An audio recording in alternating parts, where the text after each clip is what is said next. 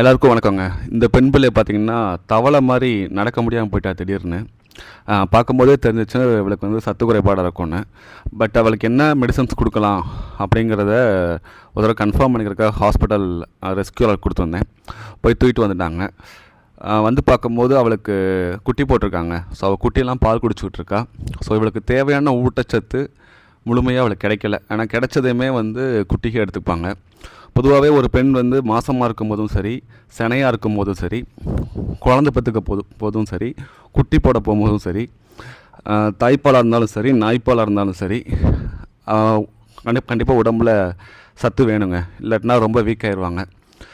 என்னடா மனுஷனோட கம்பேர் பண்ணுறேன்னா எல்லாம் உயிர் ஒன்று தானே இங்கே. ஸோ நம்ம கொடுக்குற உணவு வந்து இவங்களுக்கு பத்தலை. அது மாதிரி மனுஷன் மாதிரி ஒரு குழந்தை 2 குழந்தைனா பிரச்சனை இல்லை, பொத்தி பொத்தி பார்த்துப்போம். இவங்க அப்படி இல்லைங்க, 8 குட்டி 9 குட்டி போடுவாங்க. அவங்களுக்கு இருக்கிற அந்த முளைக்காம்பில் எல்லா இதுலேயும் பால் வராது. ஏன்னா அதுக்கு தேவையான ஊட்டச்சத்து கிடைக்கல. ஸோ அதெல்லாம் நரக வேதனைங்க. முடிஞ்சவரையும் கருத்தடை பண்ணி கண்ட்ரோல் பண்ணணும். அது போக கறி போடணுங்க. இங்கே ஒரு கான்செப்ட் வச்சுருக்காங்க, உயிரை கொன்று உயிருக்கு போடலாமான்னு. உயிரை கொன்று நீ திங்காத, உயிரை கொன்று மற்ற உயிர்களுக்கு போடலாம், தப்பு கிடையாது. அதுதான் இயற்கையோட விதி. ஸோ வந்து நம்மளுடைய 6 அறிவு கான்செப்ட்லாம் தள்ளி வச்சுட்டு 5 அறிவுக்கு என்ன பண்ணுமோ அதை முழுமையாக பண்ணுவோங்க. அப்போ தான் அவங்களுக்கு தேவையான ஆரோக்கியமான வாழ்வு கிடைக்கும். இவ்வளோ ஹாஸ்பிட்டலில் காமிச்சாச்சு. அந்த ஃபீடர்ஸ் அவங்களே டேப்லெட்லாம் கொடுத்துருக்கோம். ஸோ அது அவங்க டோஸ் ஆரம்பிச்சிருவாங்க.